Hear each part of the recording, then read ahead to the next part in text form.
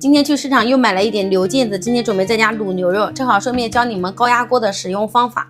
還買了一些牛排，上次醃的牛排2天不到就吃完了。牛肉買回家就泡2個小時的血水，跟上次一樣。好的牛肉下鍋焯一下水，花雕酒，放2顆八角進去。上次醃的4塊，沒到2天就吃完了。有時候早餐、晚餐都會給它煎1塊。今天買的這個部位叫啥來着？我忘記了，改天幫你們問一下。還專門買了一個錘子，這樣敲打敲打更加入味。敲打完以後，它的肉稍微會變大一點。敲好的肉，這個邊邊給它剪一下，這樣煎的時候就不會捲起來。生薑粉、洋蔥粉，如果沒有生薑粉和洋蔥粉，可以用大蔥和生薑代替。海鹽、胡椒磨得稍微粗一點啊。薑粉就主要是去腥的，洋蔥粉，來一點的生抽，蚝油就是可以放可以不放啊，我家裡沒有蚝油了，我今天就不放了。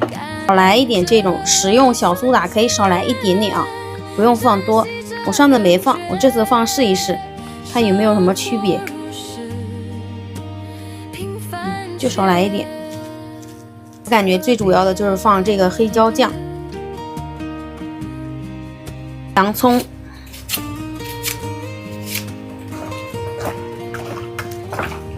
像冷藏可以醃制1晚上，也可以醃制個2到3小時，也可以。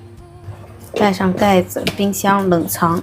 焯過水的牛肉直接轉到高壓鍋裡面，2個加起來是3斤重，這樣1包滷汁滷2斤的肉，今天就用這個1包半這樣吧，1包半，剩下的這個半包可以用密封袋保存，放冰箱保鮮。洋蔥可以放一點進去，冰糖，來一點老抽上色，其他任何調料都不用再加了。開水，你看正好没過食材，盡量不要超過這個地方。這個蓋子的操作就更簡單，就一擰一鬆，上去以後把它擰緊。我正常都是先用高壓模式，今天2個我們滷個35分鐘這樣，上氣就好了。上气以後改成小火就可以了。水上鍋以後它上氣很快，我們這個時候改成小火，時間到了以後關火，然後慢慢的排气啊，不要一下子排氣，先從低壓開始排下去，然後我們再一次排完，它這個氣就沒有那麼猛。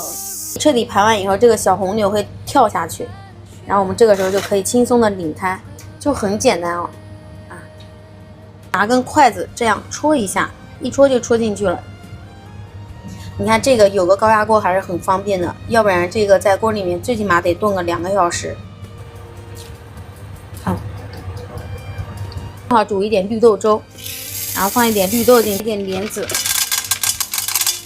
加一點大米進去，水直接煮20分鐘這樣吧。这個時候還是上气以後改成小火，时间到了以後關火，讓它自動的排一會氣以後，我們再手動排氣。我這個粥總共是壓了25分鐘，也多喝點綠豆和蓮子還是挺好的。剛剛發了一點麵，準備做大餅，看這種就做起來很簡單，揉一揉，像全程1隻手就可以操作。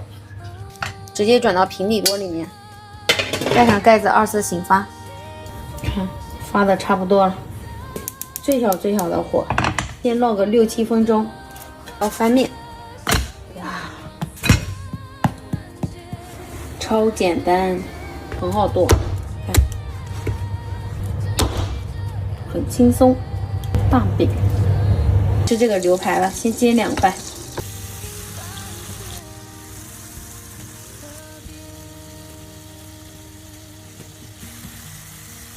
可以放一點這個番茄醬，小孩喜歡吃。